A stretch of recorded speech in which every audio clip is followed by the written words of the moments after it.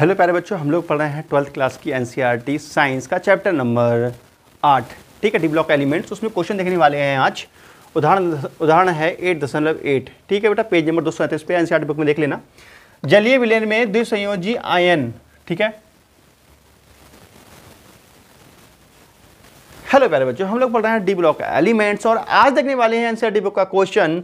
उदाहरण है 8.8। आपको पेज नंबर मिल जाएगा 237 पर एनसीईआरटी बुक में देख लेना। ठीक है, जलीय विलयन में द्विसंयोजी आयन के, जलीय विलयन में द्विसंयोजी आयन मतलब एक ऐसा आयन जिसपे दो पॉजिटिव चार्ज है। ठीक है, द्विसंयोजी आयन के चुंबकीय आघूर्ण की गणना कीजिए। हमें mu equal to find out करना है। इसका परमाणु क्रमांक 25 है।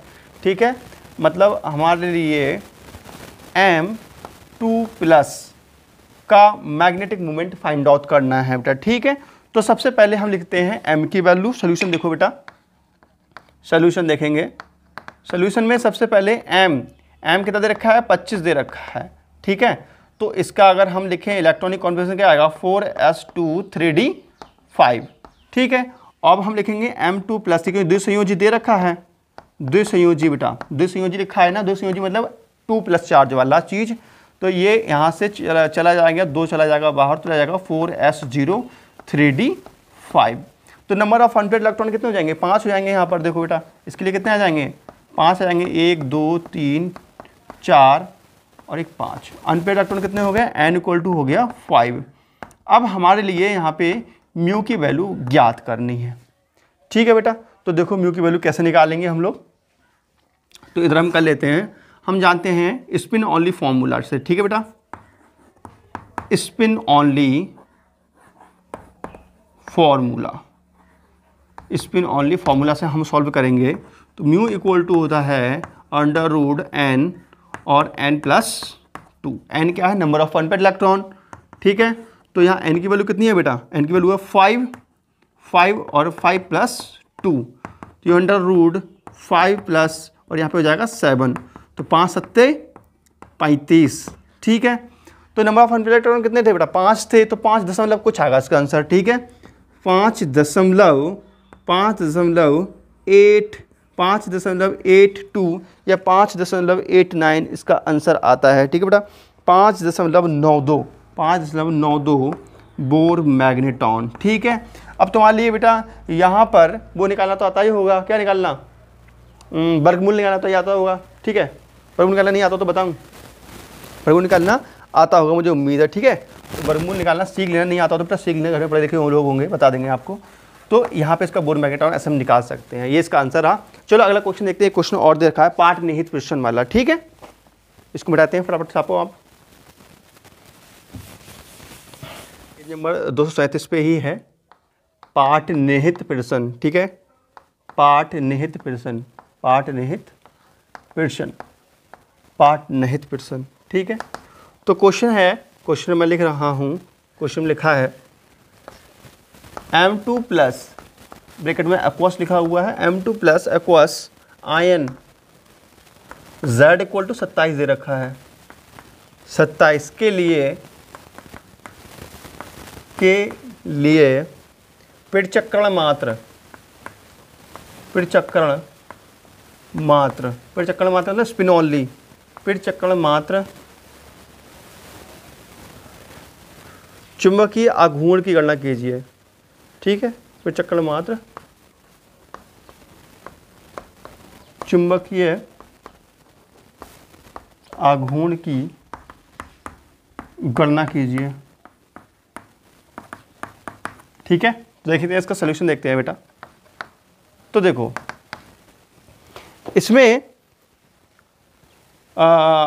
M की वैल्यू 27 दे रखी है बेटा। ठीक है, तो M2+ एक्वस, ठीक है, और कितना दे रखा है, 27 दे रखा है बेटा। ठीक है, देखते हैं एक्वस, और 27 एटॉमिक नंबर है, तो इसका हो जाएगा 4s0 3d7। ठीक है, तो नंबर ऑफ अनपेयर्ड इलेक्ट्रॉन कितने हो जाएंगे, 3 हो जाएंगे। देखो बेटा कैसे, 1 2 3 4 5, ठीक है, 6 और 7, ये हो गए unpaired electron. Number of unpaired electron हो गए 3। ठीक है, और हमें यहाँ पे mu equal to find out करना है। तो हम जानते हैं वी नो दैट हम जानते हैं we know that, spin only formula होता है, वी नो दैट हम जानते हैं म्यू इक्वल टू क्या होता है बेटा, म्यू इक्वल टू होता है एन और एन प्लस 2, ठीक है बेटा। तो म्यू इक्वल टू एन की वैल्यू कितनी है, एन की वैल्यू है 3 और 3 + 2, ठीक है। तो ये हो जाएगा √3 + 5, ठीक है, 5 × 15, म्यू इक्वल टू √15 और √15 की वैल्यू कितनी हो जाएगी, देखो 4 की होती है 16, 16 का होता है 4, ठीक है।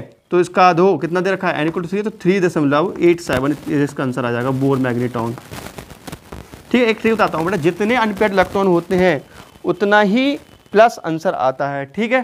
तो यहाँ पर देखो अनपेयर्ड इलेक्ट्रॉन 3 है तो 3.87, तो 3 पॉइंट, अगर मान लीजिए यहाँ एन इक्वल टू 2 होता तो इसमें आता 2.87 या 89, ऐसे कुछ आता है 8-9 के बीच में, ठीक है। तो इस तरीके से थोड़ा सा कॉमन सेंस जाकर आंसर निकाल लेंगे आप लोग, ठीक है। तो इससे ऑब्जेक्टिव क्वेश्चन, आप ऑब्जेक्टिव क्वेश्चन आएंगे तो भी आप कर लोगे।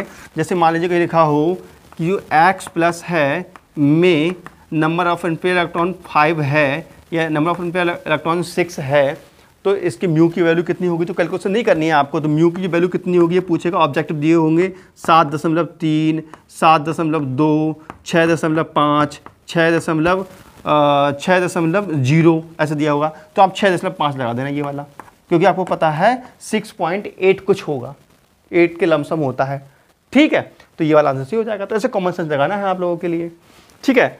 चलो अगले वीडियो में हम बात करेंगे, बताएं किसकी।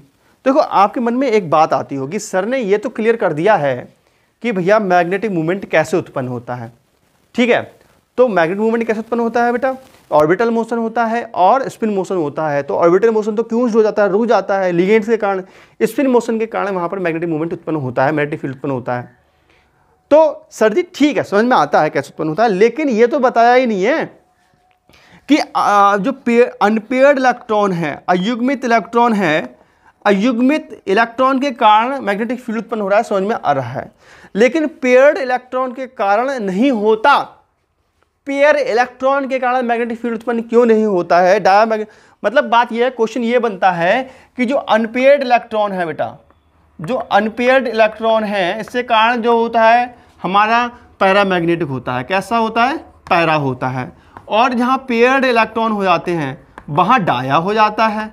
ऐसा क्यों हो जाता है, इसको अगर जानना हो तो कमेंट कीजिए आप लोग, मैं आपको जरूर इसके बारे में नेक्स्ट लेक्चर में बताऊंगा, ठीक है। तो मिलते हैं नेक्स्ट वीडियो में, तब तक नमस्कार, जय हिंद, वंदे मातरम, बाय बाय।